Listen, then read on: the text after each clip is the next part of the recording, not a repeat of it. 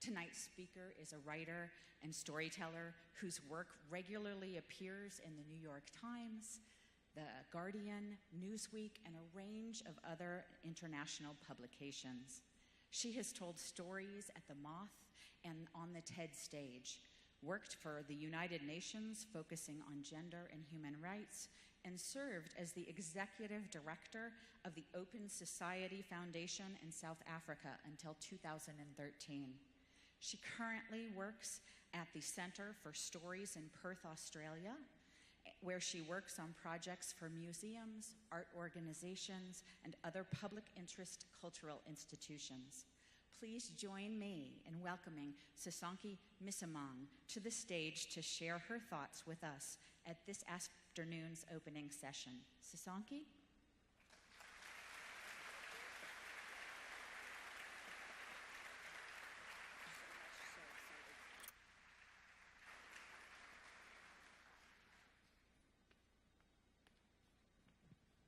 Hi, everyone.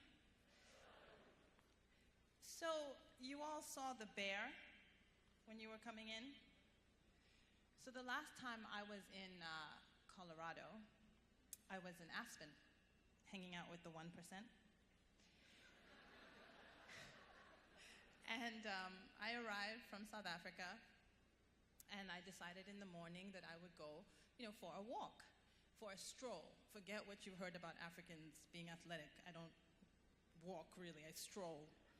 So I thought I would wake up early and, Rocky Mountains and, streams and, So I'm on the road for exactly 3 minutes when up ahead, about 500 meters, I don't know what that is in miles, but 500 meters in front of me, I see this large brown figure. And it's Aspen, so I immediately know it's not another person because there's not a lot of brown.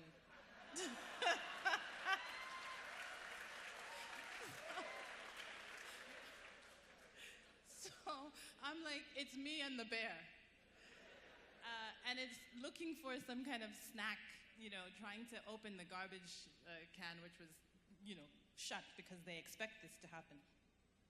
And so for the first time in my life, literally, internally, because there's a bear, so we have to be quiet, I internally said the phrase to myself, holy moly. Such an American phrase, right? Holy moly, I say inside in my quiet voice, and I back away. And I hightail it, another very American phrase, back to my room, and I basically didn't leave the room except for my sessions after that. So when Americans tell me, oh, you're from Africa, I'm so scared of lions, I'm like, at least in Africa, we know that we have to get in a car and go on safari in order to find the lions. Unlike you people, where your animals are wandering around in your neighborhoods.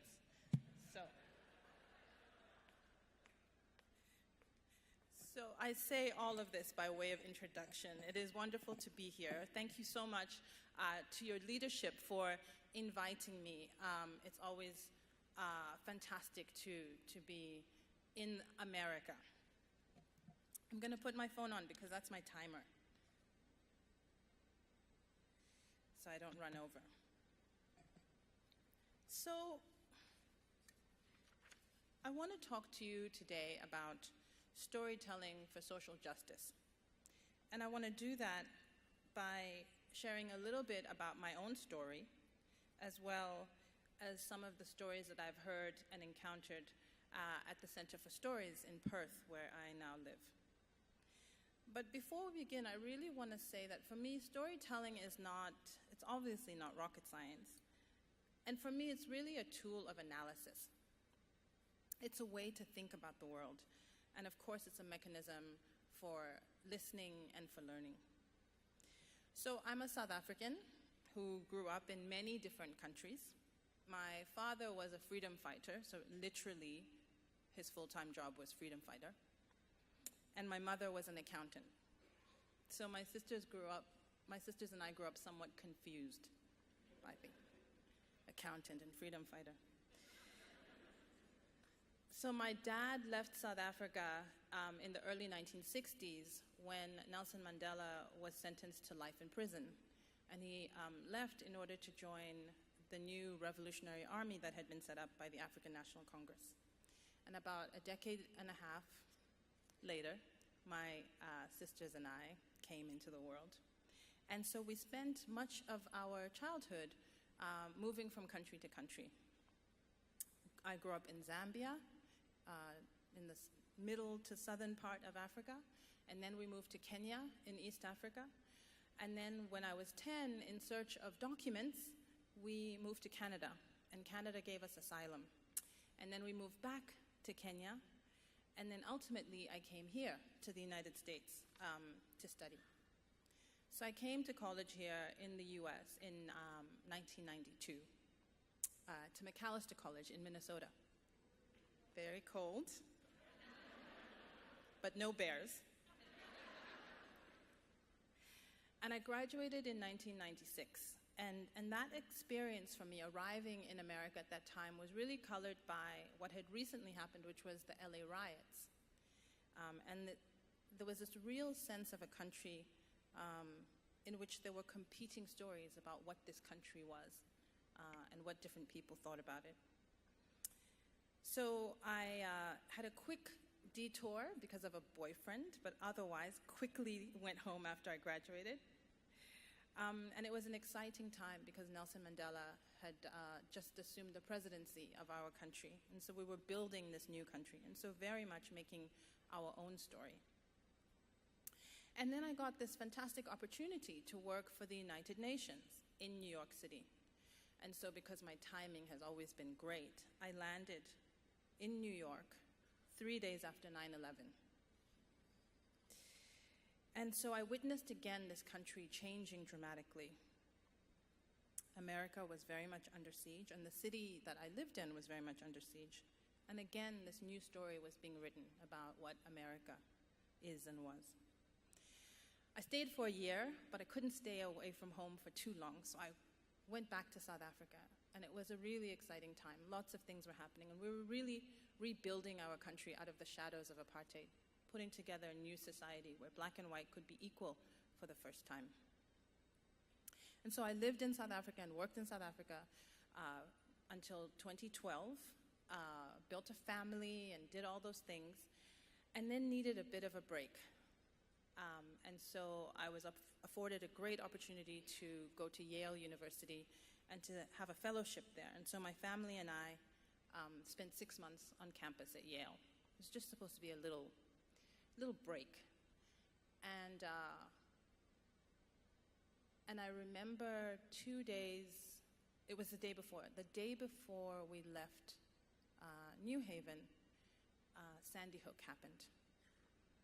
And it was literally 20 minutes down the road from where my own small children were in school. And so once again, this sense of America recreating itself and thinking about the kinds of stories that this country is telling itself. So I've been in and out of America a lot over the last 20 years. And I say all of this by way of introduction for two reasons. Firstly, to note that I am old. My 20-year college reunion was 2 years ago, so that's a little bit crazy. But also to say that I have this interesting insider-outsider relationship with this country. And so my observations about the kinds of stories that this country offers us, I hope are taken as signs of love, sometimes exasperation. And increasingly these days, given how important this country is becoming, I think many of us look at this country with a growing sense of concern and some days alarm. So because my father was a freedom fighter and my mom was an accountant, I often find myself looking at the world both pragmatically and idealistically. And in many ways, this is my approach to social justice. If we want to change the world, I think we need to dream, but we also need some practical tools. And for me, storytelling is one of those tools. So like many of you, I have watched the terrible scenes in the news media about children in detention over the last few weeks. And for me, of course, watching those scenes comes with an acute sense of understanding what it's like to be a child who is moved from place to place, crossing borders with your parents. I know what it's like to be a small person who has no say in whether you stay or whether you go, or the circumstances into which you are born. Still, I can't imagine what it might have been like to have been deprived of the only stability that I had in my life, which, given my upbringing, was my parents. So for those of us who watch your country from afar, I think it's painfully obvious that American actions in other parts of the world are what in some ways have created the situation that is unfolding now. The very poverty that people are trying to escape, the destabilization that has happened in many communities is a result in many ways of decades of foreign policy that have had deleterious effects in many parts of the world.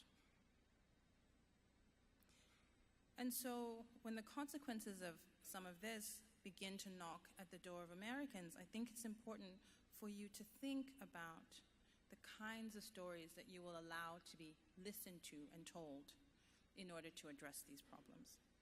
So in all the talk about immigrants, there has been very little discussion about the fact that most people who run away from home aren't here just to develop apps. They're not moving to Silicon Valley, right? As the wonderful Somali-British poet Warshan Sire says, "No one leaves home unless home is the mouth of a shark." So people are here escaping poverty and injustice, and like me and my family, they would go home in a split second if they could, if there were clear signs that their own broken countries could be fixed. And yet I haven't seen very many stories that speak to this experience and that help Americans, regardless of who you vote for, to find their way out of a pretty awful set of conversations. The idea that investing in health and education and in rebuilding parts of the world that have been torn apart by US and other Western interventions must be a long-term strategy that I think Americans of conscience want to get behind.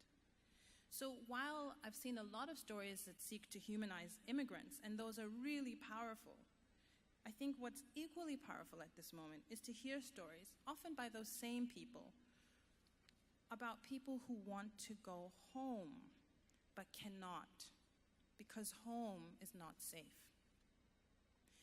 I think that these stories need to begin to build a groundswell that is productive, one that accepts that some people have built their lives here, but that many others want to live safely and peacefully elsewhere, and that this is going to require America to re-engage maturely with the world and with its foreign policy legacies. In other words, the crying families that we see in the news are one story, but the bigger picture, perhaps the less sexy picture, is about putting more resources and goodwill into rebuilding a world that America, in part, has helped to break.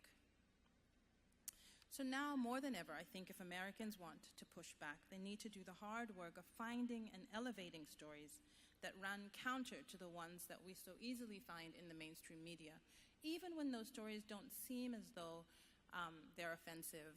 When they seem as though they're empathetic, they often feed into a larger narrative that isn't always helpful. Stories that challenge assumptions and that talk back to those who stand against injustice. I think this is a moment in which people who care about justice also need to think very carefully about the stories that aren't being told. In my 20 years of work in social justice, I have yet to encounter a group of oppressed or marginalized people that are silent. And yet we often hear, and we often ourselves speak about the voiceless, right? I think people aren't voiceless, they're ignored.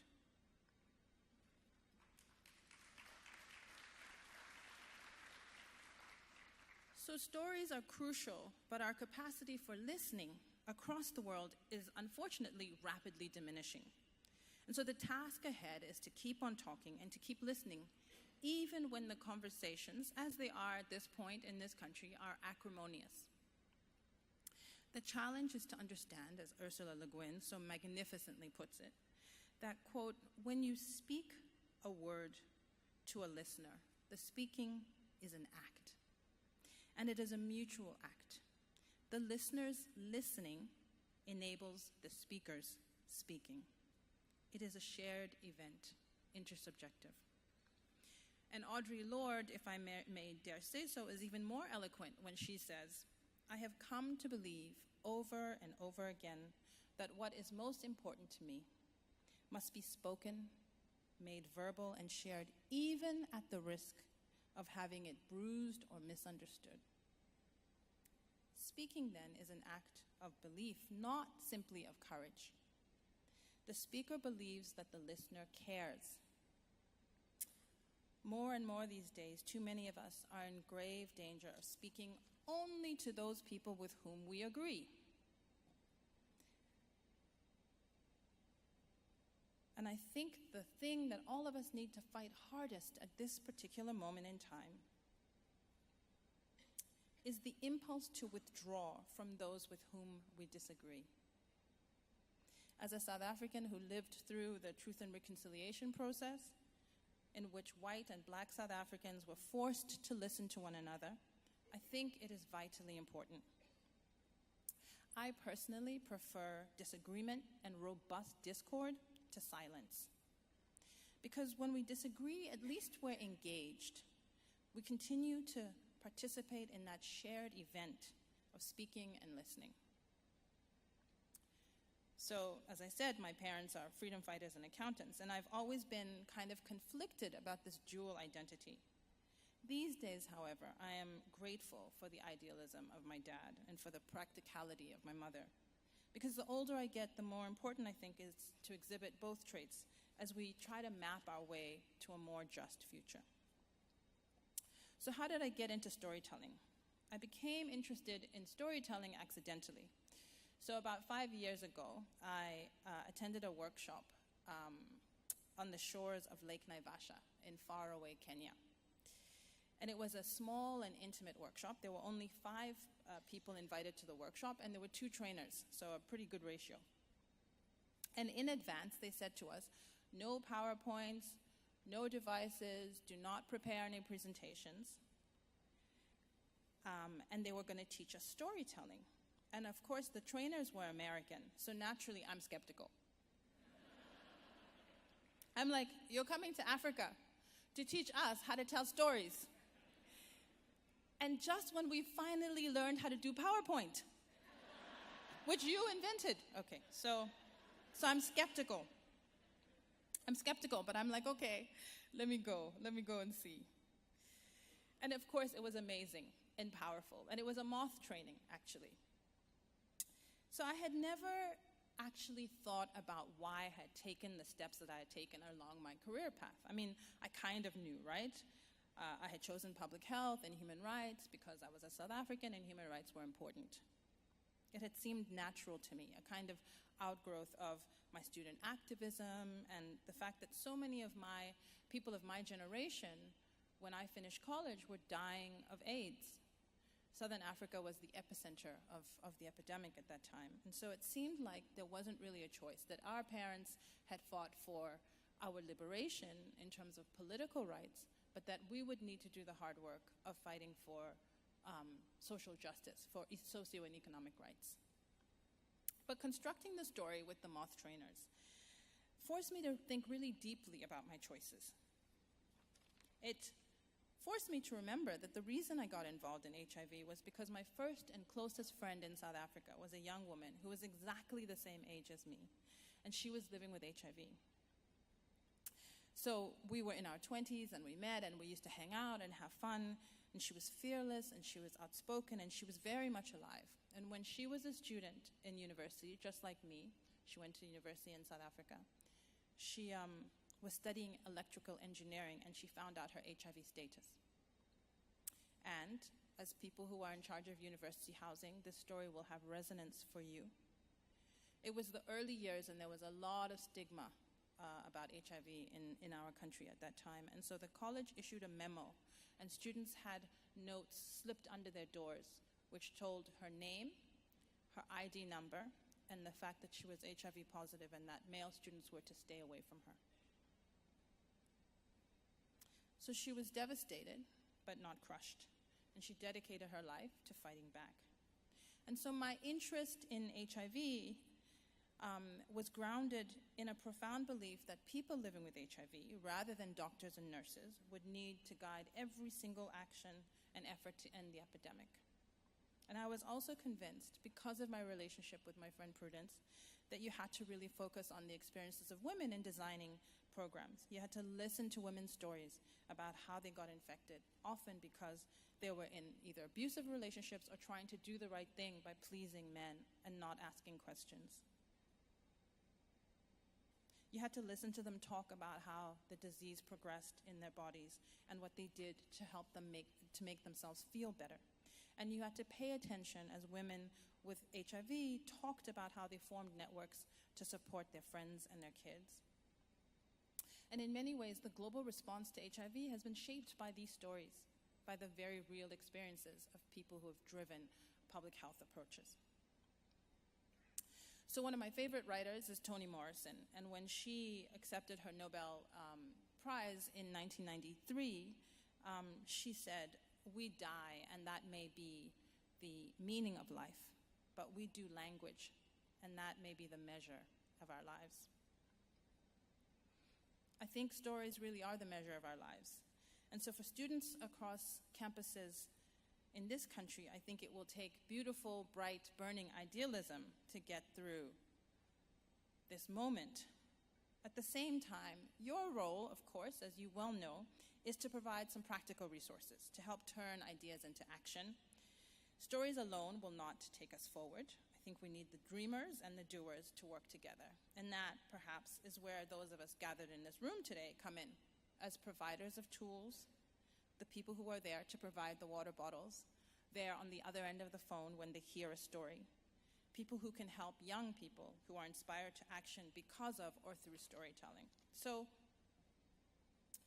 I think we all understand the power of stories, but seldom do we think about these meta stories, these bigger stories, which are the accumulated stories that we tell ourselves about ourselves as a sector. So whether it's academic, staff, or support staff on campuses, or people who work in higher education more broadly, what are the stories that we tell about ourselves that define us? These meta stories are often so large, so foundational that they can seem invisible, and so powerful that they often evolve into what I call, into the status of myths. So the biggest meta-narratives about university and college here in America that I've encountered relate to this whole idea of belonging, of who fits in and who doesn't, who's supposed to be on campus and who isn't. So when I arrived in Yale in 2012, the fellowship program I was on organized, the standard orientation program, and I was part of this large group of international students from the UK and Argentina and Mexico and India and South Africa. And so with the best of intentions, one of the people who was giving us the talk about what to do, how to be polite to Americans and how to behave and et cetera, warned us not to go outside the perimeter. Those of you who know anything about New Haven will know that it's a predominantly black city, and Yale is predominantly not. So the subtext was very clear. Everything off campus was unsafe, while everything on campus was safe.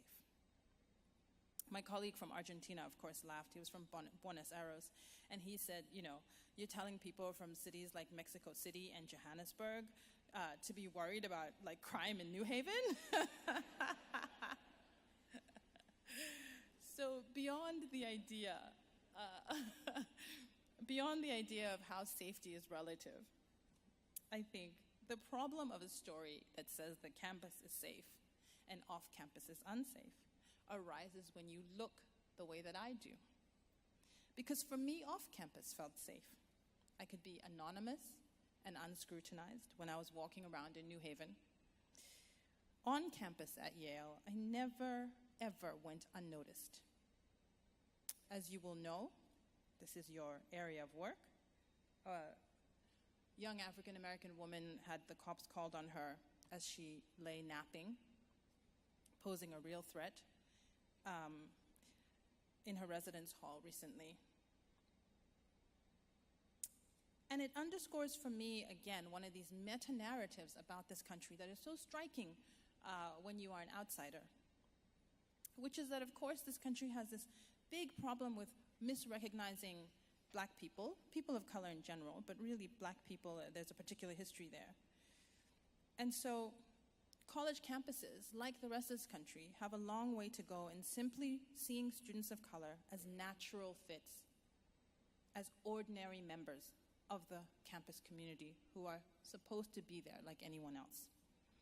And in the 20 years between my first stint on campus in the 1990s and my time on campus in 2012, this was one of the things that hadn't changed very much.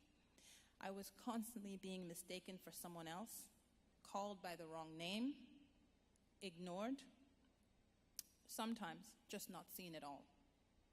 The cumulative effect of all this, I think, is that it makes you understand that you're not supposed to be here. On campus, I didn't belong. It wasn't because I was an African. It was because I was a person of color. People of color in this country are perpetual strangers, even the people who were found here. And this is the meta-story that many students on campuses across America feel, even if it's never explicitly stated. Whether you are policed in your residence for napping or trolled by fellow students who challenge the basis of your admission to university by questioning affirmative action, the objective is to make you feel as though you don't fit. In fact, 20 years ago when I was here, there were these raging debates about affirmative action, and they served as this proxy for claims about who belonged and who didn't. The idea that everyone at Macalester, the small liberal arts college that I went to, except the students of color, was there on merit was this pernicious idea, because it allowed white students, often with the best intentions, to see themselves as having earned their place on campus, right? While they saw black students and students of color as having been let in. The distinction is an important one. Students of color didn't belong, they were allowed in. White students, on the basis of merit, belonged. And it was only once you started talking to people and listening to individual stories, one-on-one, that you could see how much of this idea of white students as meritorious and of students of color as charity cases, how much of a myth it was, as powerful as any other. Because it didn't matter that students of color were often coming to that campus based on pure grit and determination and good grades. It didn't matter that white kids, hardworking though they may have been, often had a huge amount of help, tutors and extra classes and middle-class parents who could do their homework with them, right? There was this bigger, grand story about whites as hardworking and people of color as freeloaders. Racist mythology that is overarching and powerful and largely invisible. And it would have been easy, I think, for me as an international student to believe this mythology, but I didn't, because of the dozens of individual stories, small stories that I encountered across the color line from all the students that I talked to and befriended while I was in college. And so that's what chipped away at those larger myths. So part of my objective in the storytelling work that I do is to amplify these small stories, because these little stories attack the big myths. They attack the very premise of the larger narratives, but they often do so in ways that are surprising. They have that element of stealth that I think more and more you need if you're going to change anything in this world. So let's talk practically. How do you either encourage or tell stories that counter myths and really connect people? So my focus in the last 4 years has been on this first-person narrative storytelling, the kind that you would encounter at the Moth or Porchlight or any of these popular storytelling initiatives. And when we moved to Australia, I began to work for the Center for Stories. And so my job there is to really work with storytellers to help them to shape the arc of their stories. Every story that we tell is true. I help them to build their confidence. We think about how we reach the right audiences with our stories. Sometimes the audience is policymakers, as we recently did helping to coach some stories for an environmental justice network. Sometimes it's fellow community members who are struggling with a specific issue. So we worked with a bunch of amazing storytellers on a project to talk about what it's like to grow up as queer in rural Australia.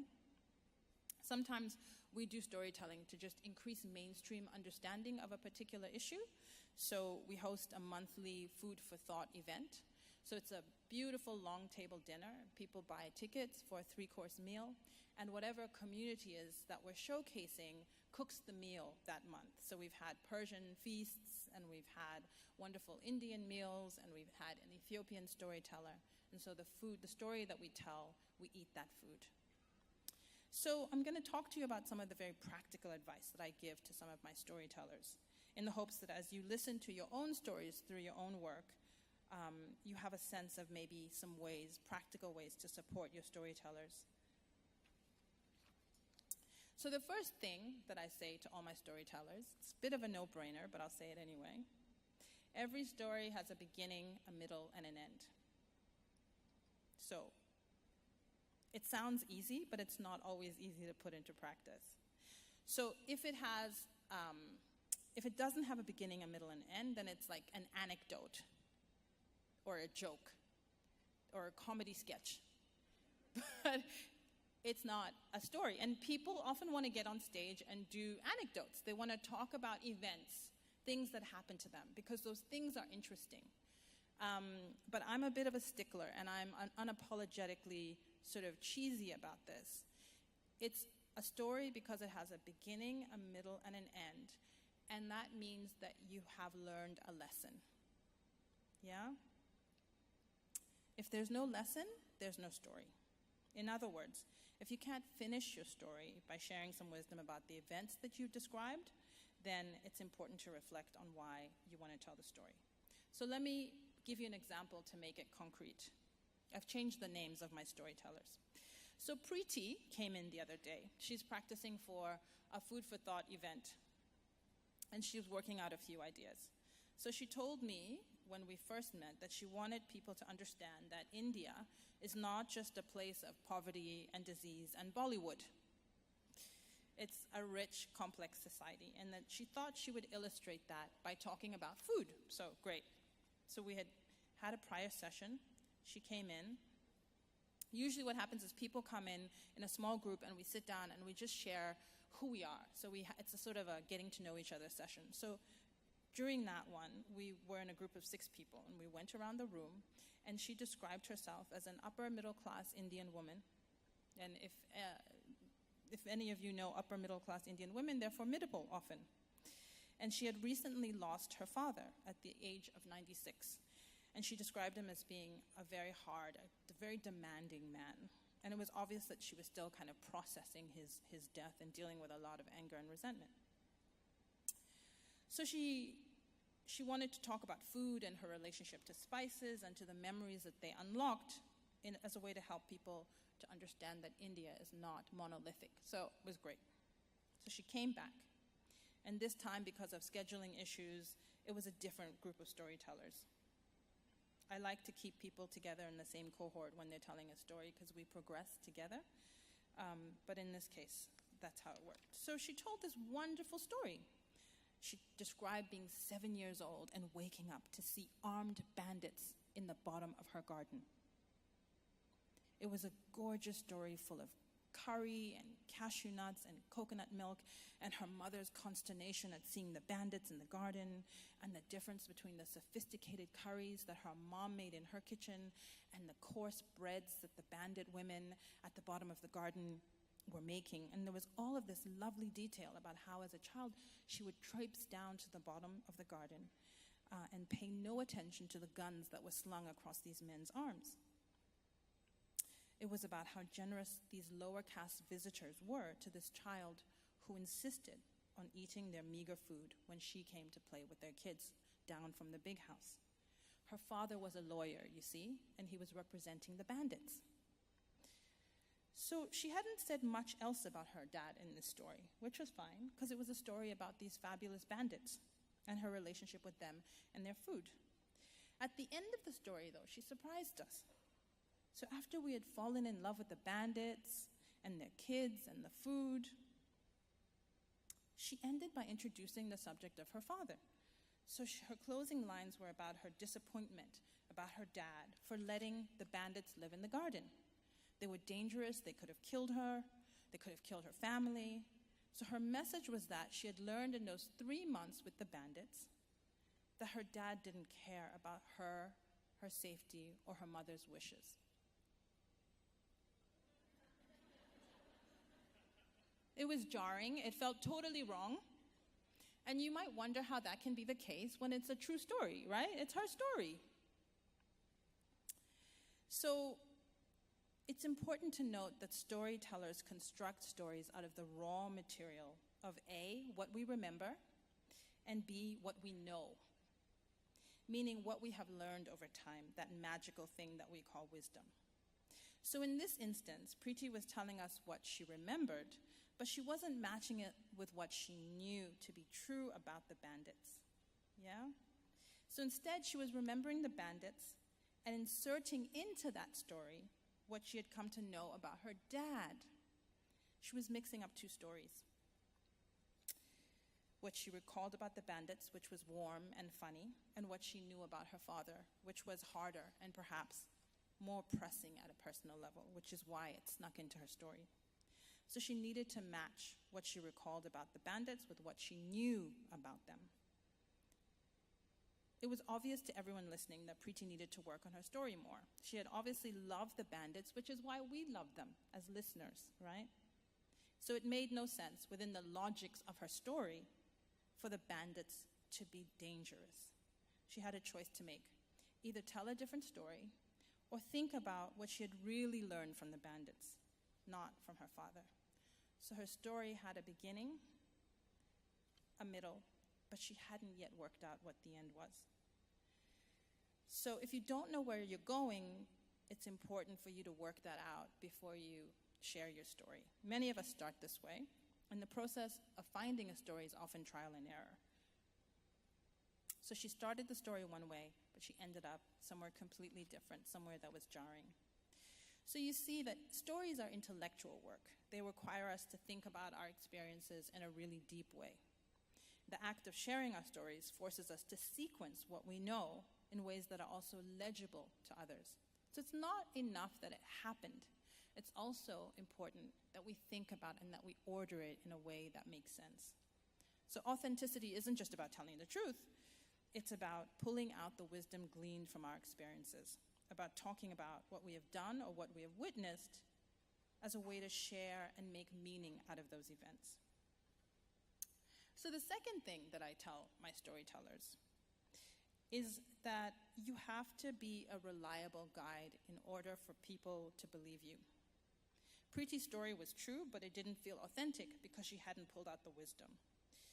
So if you know where you're going, even if your story is full of unbelievable and improbable plot twists, your listeners will stay with you. And I've had a number of storytellers who have unbelievable and improbable plot twists. So I'll give you an example. Last year, we curated a series of stories called Stories from Country, and they featured stories by Aboriginal people from southwestern Australia. So Joe was the first storyteller that I worked with in the series. So he's in his late 50s, he's an Aboriginal elder from the Noongar ethnic group.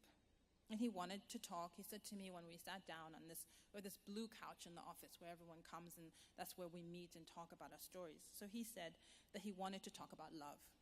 His love for his land, his love for his kids, and his love for his partner. So we sat down and I was all ears. So he started speaking in like a really extemporaneous kind of way. He quoted Shakespeare, he looked out the window in silence, he shifted around, and over the course of 2 hours, he told me a series of absolutely hilarious stories about characters that he had known in bars and nightclubs since he was about 12 years old, just down the street from where our office is. So he talked about stealing wallets from white fellas. He talked about how you never whistle in the dark, otherwise you'll call evil spirits and you'll never be able to shake them. And then as he progressed, Joe's words morphed into this incredible love story in which he fell for the love of his life, this amazing relationship that he had with a Serbian, racist, homophobic man who fell in love with Joe too. Strange, yeah? Everything about this story shook me. I'm talking to an Aboriginal elder who's gay. I'm already, my mind is already blown, right?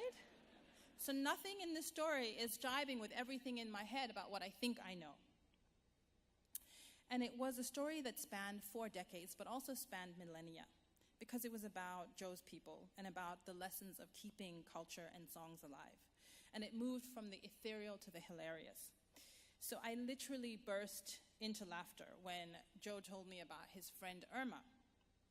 So Irma was a sex worker who Joe had known when he was much younger, and she was well known in the area. And his eyes twinkled as he recalled one afternoon when Irma walked into a pub, and she was confronted by a client who loudly accused her of giving him crabs. And Irma responded dryly, "What do you expect for $10? Lobster?"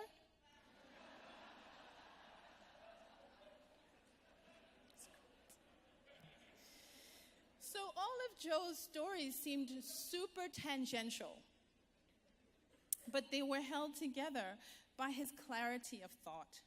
His story, ultimately, his big meta story, was about the absolute joy of being an outsider. The pleasure, not the pain, of being an Aboriginal person who had lived on the margins of Australian society. His lesson was about the freedom and wisdom that comes from being written off. He was free to think as he pleased and to provide an alternative framework for living in community.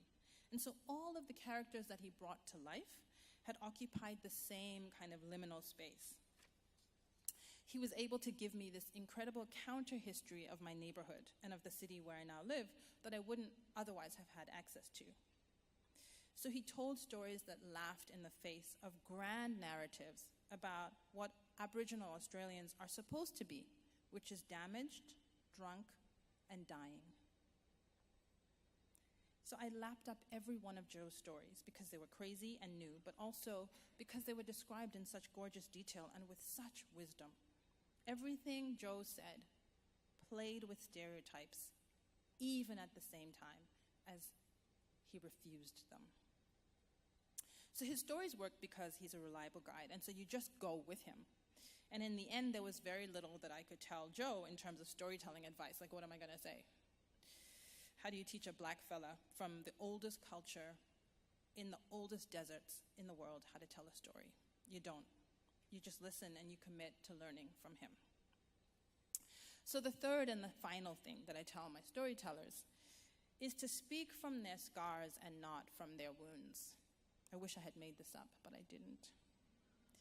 So I get this phrase from Reverend Nadia Boltz-Weber of the House of All Sinners and Saints. She has this amazing TED Talk if you haven't seen it. And she says that she preaches from her scars. And I tell my storytellers the same thing. So if you think about the relationship that you have to a wound, like when something is fresh and you have a sore, versus the relationship that you have to a scar, it's very different, isn't it? When you've got a wound, you kind of hold it close to yourself. But when you've got a scar, you're like, look what happened when I was 7, right? So sometimes a person wants to tell a story, but they can't because it's still a wound and it's not a scar. And it's easy to know the difference because usually your storyteller simply will not stop crying if their journey is not over. If someone can't get through the story, then that's usually a good indication that it's not over yet. And I have no problem with tears. They're part of life. I cry all the time when I'm running from bears. I cry all the time with my storytellers on that blue couch. But sometimes when there are too many tears, I think it's important for us to think and to walk away from a story. My first commitment is always to my storytellers rather than to the stories, because stories will be many, but the storyteller, there's just one of you, right? So if you don't have the distance and the perspective, then don't tell it. I think for women especially, I say this all the time, and I always warn that it's important not to mistake vulnerability and exposure. I think it's really important to be vulnerable. But when you're vulnerable, then you're telling your truth, but you don't actually care whether people agree with you or not, right? Because you've learned what you have to learn, and you're giving that story as a gift. But I think when you expose yourself, it means that you're still in a place where it matters very much what people think. And I think it's important then to safeguard that. So, the storyteller that I cried the most with was Abiba. We asked Abiba to come and participate in a food for thought. She had known Caroline, my boss, for ages, and so she and I sat down to prepare. So I asked her to tell me about how she grew up. It was lovely, a house with 8 siblings and many aunts from Ethiopia, lots of food and noise. And then I asked her, as I always do with the Food for Thought event, because the whole premise of the story is that it's based on your journey to Australia. So I said, when did you come to Australia, and can you describe the journey? Was it by foot, by sea? Did you fly here, etc.? And she burst into tears. Okay, I said, let's talk about something else. So tell me another story from your childhood. And this happened pretty much every week for a month. She would come in, we would talk about other stuff, we would have fun. I would ask her about her journey, she would start to cry, I would start to cry, there'd be tissues, and then we'd say, okay, let's try again next week. And so eventually I said, well, okay, what are we going to do now? Because, we have to tell a story. And I said, why are you telling the story? And she said, because you asked me, demonstrating that wonderful African gift for politeness that can also be the death of us. So we laughed, and I said, okay, what do you want to talk about? And she said, and I said, what do you want, like, well-intentioned, the good people who are coming to the dinner, ordinary Australians who probably don't know much about refugees and asylum seekers, what do you want them to know? And she thought about it, and she said that she often got really upset when Australians, and I imagine it would be a similar case here, tell her about how lucky she is to be in Australia. She said she wanted them to know that she's grateful to be in Australia, but she came from somewhere, and that she felt lucky to have been born in that place, that she was proud of being Ethiopian. So I said, okay, let's change the story. She wasn't ready to talk about her physical journey because it was very hard and traumatic, but there were plenty of other things. So I asked her to describe what it was like on Ethiopian New Year's Day, and it was an incredible, beautiful story. She spoke about the weeks of preparations, of buying vats of butter and fermenting it. Have you ever had Ethiopian food? Amazing, amazing, amazing. So the kernels of corn that they bought and the beautiful breads that they baked, it showed the complexity of Ethiopian cuisine and how old their form of Christianity is. Ethiopian Christianity can be traced as descendants of Noah. Yeah, so very old Orthodox Christian culture. Her story also illustrated how old their coffee culture is. Beautiful, potent, strong, black coffee. So Abiba was challenging the idea that Ethiopia is a desert where nothing grows and where there is no history, without ever having to say those words. She made us all understand how hard it must have been to leave the wonder and the beauty of home.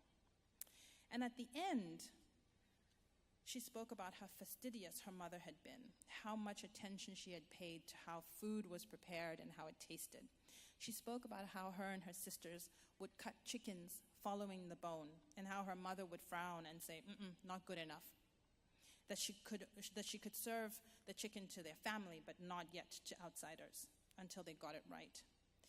And at the end of her story, there wasn't a dry eye in the room when she declared that her mom had once told her, "My child, if I could have taught you computers, I would have taught you computers, but I don't even know how to read.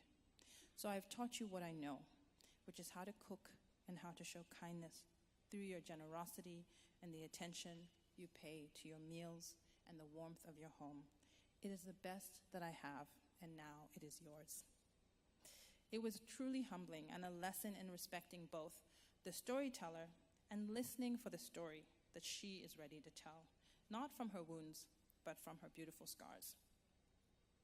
So increasingly, and I'm going to end, I'm realizing that the quality of stories that I hear is contingent on the questions that I'm asking. If we want interesting stories or unpredictable stories, then we have to ask interesting questions and then look for the stories that speak to those questions. We have to listen closely to let the stories take shape and to be prepared to follow them. This, I think, is the key to storytelling as a tool to address social justice. We have to be able to look at the meta stories and challenge them, and we have to tell new stories that help us to dream differently.